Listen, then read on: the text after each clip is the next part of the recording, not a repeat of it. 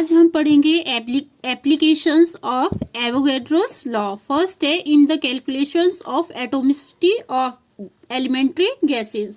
Atomicity क्या होती है? पहले तो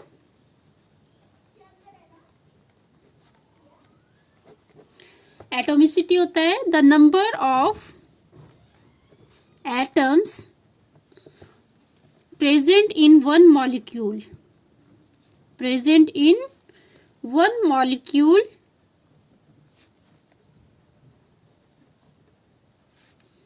of an element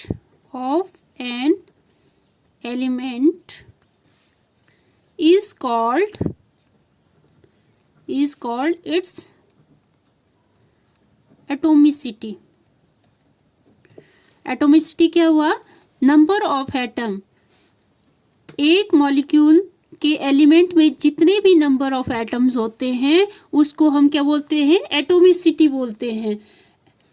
कुछ इसके कॉमन एलिमेंट्स हैं, जैसे नोबल गैसेस है, नोबल गैसेस। तो इसमें कितने एटम होते हैं मॉलिक्यूल में?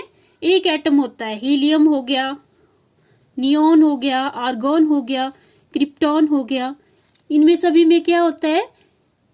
एक एटम होता है इसके मॉलिक्यूल्स में। तो इसको क्या बोलते हैं हम? मोनो एटॉमिक भी बोलते हैं इसको, मोनो एटॉमिक। फिर सेकंड है जैसे हाइड्रोजन। हाइड्रोजन के एटम में दो एटम होते हैं एक मॉलिक्यूल में। हाइड्रोजन के जो मॉलिक्यूल है उसमें कितने एटम होते हैं? 2 एटम होते हैं। हाइड्रोजन हो गया, नाइट्रोजन हो गया, ऑक्सीजन हो गया, क्लोरीन हो गया, ब्रोमीन। तो ये क्या है? इनमें 2-2 एटम्स है एक एक एलिमेंट में। तो इसको क्या बोलेंगे हम? Diatomic, diatomic. फिर थर्ड वन ओजोन आ गया। ओजोन में क्या होता है? 3 एटम होते हैं इसके मॉलिक्यूल्स में। इसको क्या बोलेंगे? Triatomic, etcetera. फिर दूसरी एप्लीकेशन क्या है एवोगैड्रो लॉज की? एवोगैड्रोस लॉ की सेकंड एप्लीकेशन है to find the relationship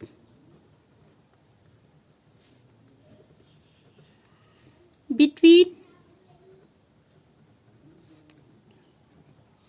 molecular mass and vapor density of a gas। तो वेपर डेंसिटी ऑफ गैस क्या होता है? Density of gas, vapour density of a gas is equal to density of gas over density of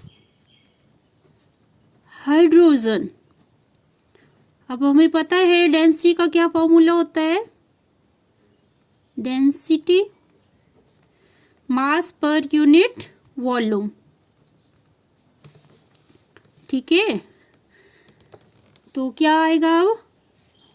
mass of certain volume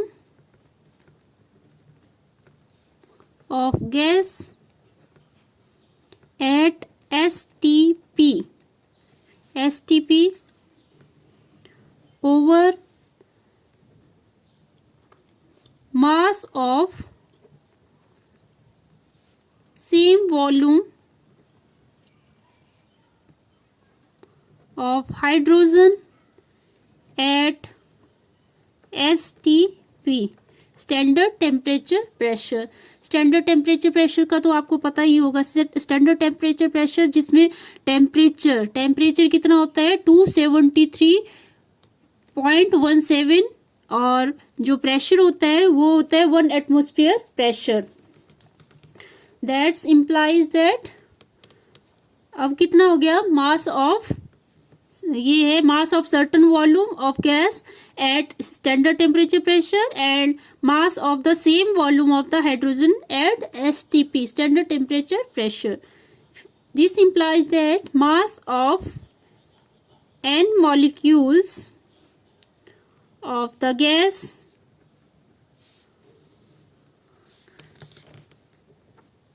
mass of n molecules of hydrogen, ठीक है। अब हम n की जगह क्या लेंगे, 1 मॉलिक्यूल ले लेंगे। मास of 1 molecules of the gas is equal to mass of 1 molecule of hydrogen।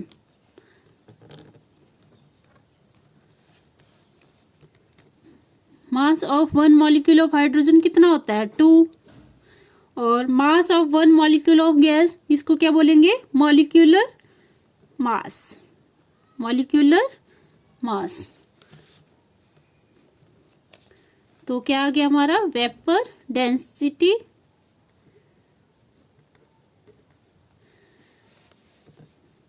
तो मॉलिक्यूलर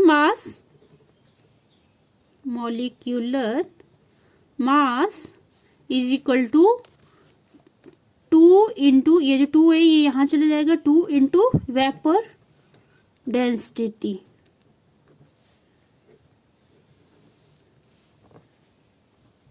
ठीक है, तो ये फॉर्मूला है, ये फॉर्मूला आपको रिमेम्बर याद रखना पड़ेगा, क्योंकि मैक्सिमम जो जैसे टेस्ट वगैरह है तो उसमें ये पूछा जाता है, इसके न्यूमेरिकल पूछे जाते हैं।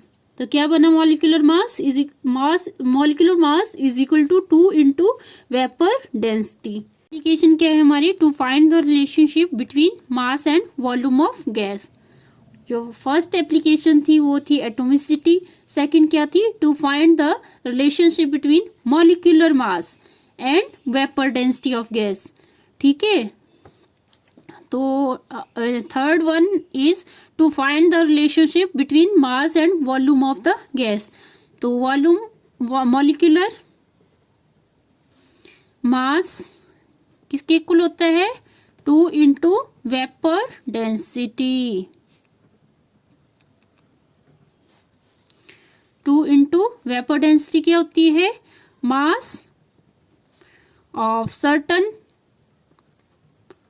Volume of gas at STP mass of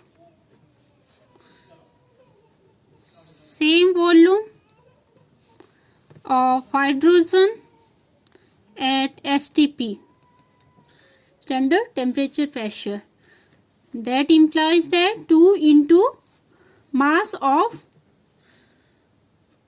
volume किस में लिया जाता है, लीटर में, mass of 1 litre of the gas at STP over mass of 1 litre of hydrogen at STP. This implies that 2 into mass of 1 liter of the gas at STP over mass of 1 liter of hydrogen का क्या होता है, 0.089 ग्राम। 2 over 0.089 into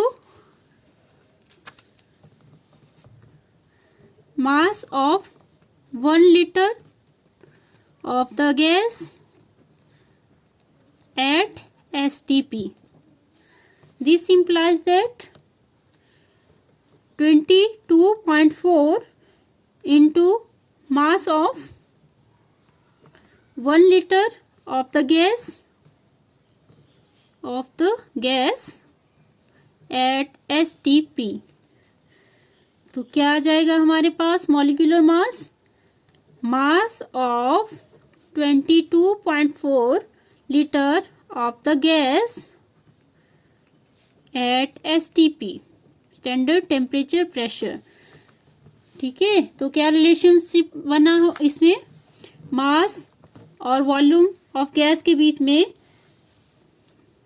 mass is equal to molecular mass is equal to mass of 22.4 litre of the gas at STP।